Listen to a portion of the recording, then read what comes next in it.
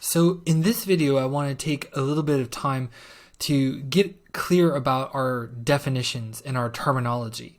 And as a philosopher, I find it's very important before we launch into a discussion about something like artificial intelligence that we make sure that we understand those terms in the same way. So I think that the one place that I want to start here in terms of talking about what is AI is to give a couple examples of it. And those are going to factor into later parts of the presentation and if you go back to the main presentation. So we can identify three ways in which most people are interacting or understand AI nowadays. One is with machine learning and algorithms. So this would be found in things like your YouTube feed or social media like TikTok or Instagram in terms of how they determine what to give to you. These are systems that take in massive amounts of information and then use it to make predictions. And those are programmed with the values of their inventors. And in the cases that I just mentioned, the predominant value is keep your attention and hopefully get you to spend money. So that's one way, one example of AI. Another example is merging with machines, enhancing our physical capacities. I'm going to talk a little bit later about nanotechnologies and sort of implanting artifice in our biological organisms. And then another form of AI is what is known as general intelligence. So this is, the actual creation of another mind in the form of maybe like a Terminator sort of cyborg or robot. So as important as those examples are, that actually doesn't give us the definition of what AI is. For example, if we ask about what the nature of beauty is, we might point to examples of a beautiful person or a landscape, but we haven't gotten to the essence of what beauty is. So similarly, we haven't gotten to the essence of what is AI if we just give examples here. And so I kind of want to break down that question about AI into sort of looking at, well, what is artificial and what is intelligence? So maybe we can explore some ideas around that. And I thought that it would be an interesting place to start by actually looking at Wikipedia, seeing what the crowdsource of humanity has come up with in terms of how it defines AI. And as you see here, intelligence demonstrated by machines as opposed to the natural intelligence displayed by humans or animals. And when I read this, I was like, whoa, hang on here. I think there are some really problematic assumptions that are built into that very short sentence. I think the dividing line between so-called machine and natural intelligence is a lot more blurry than it might seem there.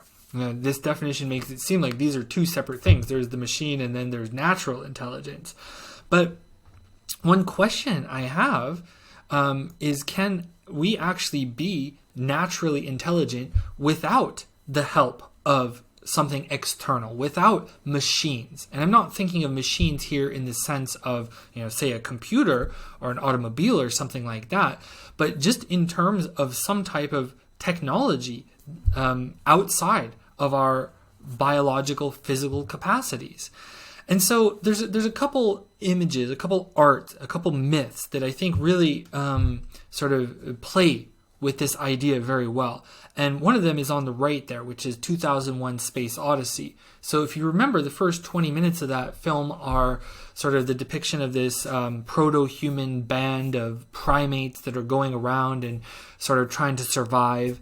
And then there's this obelisk that appears, and one of them discovers how to use a bone as a tool and starts bashing in some skulls, right? Some bones.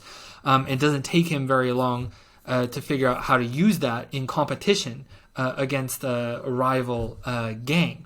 So Kubrick is a master of these sort of enigmatic scenes of, well, what exactly does this mean? This obelisk, and is it the idea that somehow technology was given to us, or the idea for technology from some kind of extraterrestrial entity?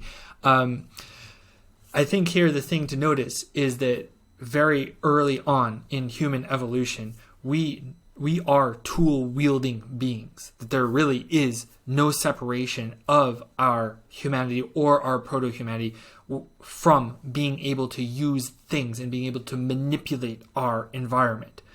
And this idea that this ability to manipulate our environment using crafted tools comes from a mysterious source also expresses itself in the myth of Prometheus, which I'm certain that Kubrick was influenced by in the creation of 2001.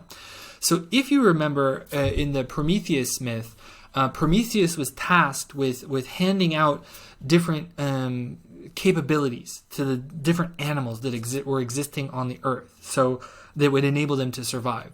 So, speed for the cheetah, and, claws for the lion, and stealth for birds, and fish and things like that.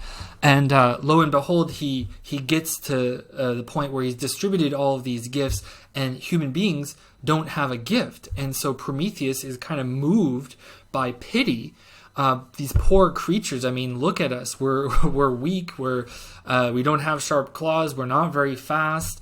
So he decides that he needs to give us something to enable us to survive, and he steals fire, which was the provenance, the property of the gods. And so he brings us fire, and then that is our survival strategy. And here, in terms of what fire symbolizes, again, it's that same idea of being able to manipulate our environment to our whims. As we know, this doesn't work out very well for Prometheus. He ends up getting chained to a mountain and getting his liver pecked out as punishment.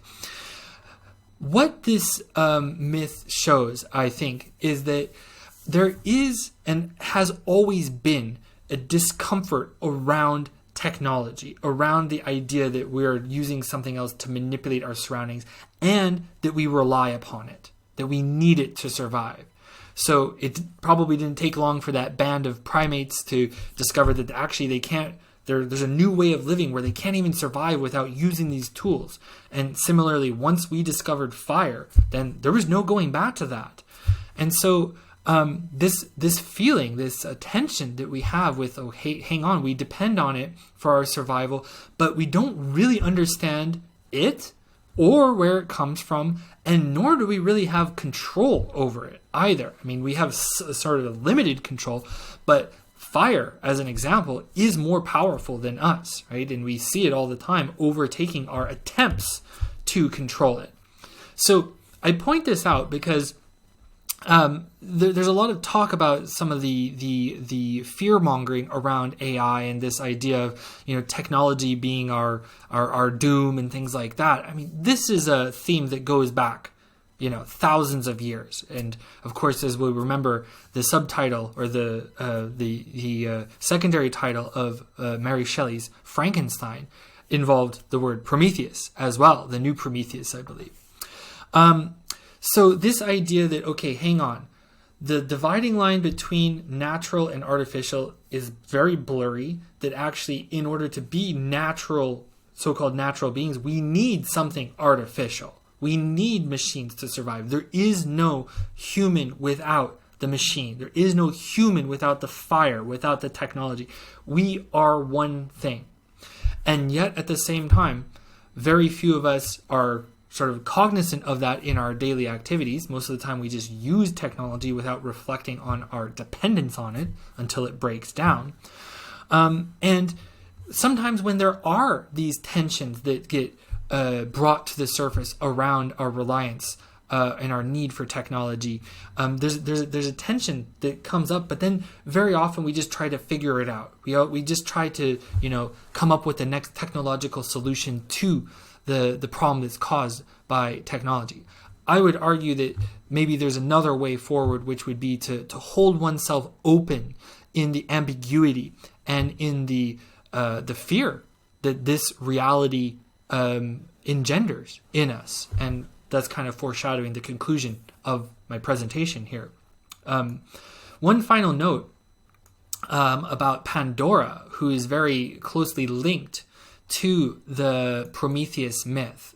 So you've probably heard of Pandora's box. It's actually a jar. That was a mistranslation somewhere along the way. And so the story of Pandora is that Pandora, the name in Greek literally means all gifts. Pandora, all gifts.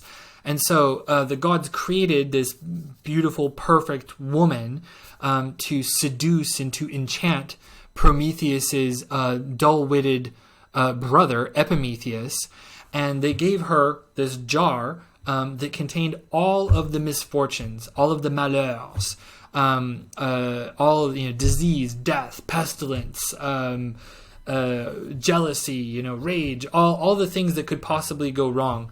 And so Pandora's job was to seduce Epimetheus into opening this, into letting it out, because the gods knew once we had power, then we had become god-like. So there needed to be some kind of a check of like, okay, you've got this, but now there's going to be this consequence, sort of in a very biblical sense of like, gaining knowledge, but then there's some kind of punishment that comes right after it. So what is going to be interesting for my topic here is this ambiguity of hope. So I tried to really look this up a little bit closer, because hope was one of the things that was put in the jar. It was one of the evils that was put in the jar.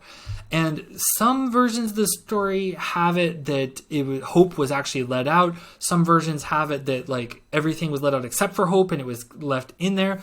But regardless of whether it got out or not, just the fact that hope was in there in the first place is tremendously interesting. And I think the Greeks were trying to communicate something to us about the dangers of hope, that hope in sort of its unchecked, uncritical form can become a detriment to humanity, to human society. And so, this is going to factor in the next part, the next video about hyper-anthropocentric materialist reductionism, because I believe that we are in an era where hope reigns eternal. And our modern version of hope is called progress. And I think it's just as detrimental and just as dangerous as the Greeks were trying to communicate to us here about when we get enamored with it, then lots of questionable things can happen. So you can now click on to that version, the next portion of the hyper-anthropocentric materialist reductionism, or you can go back to the main presentation.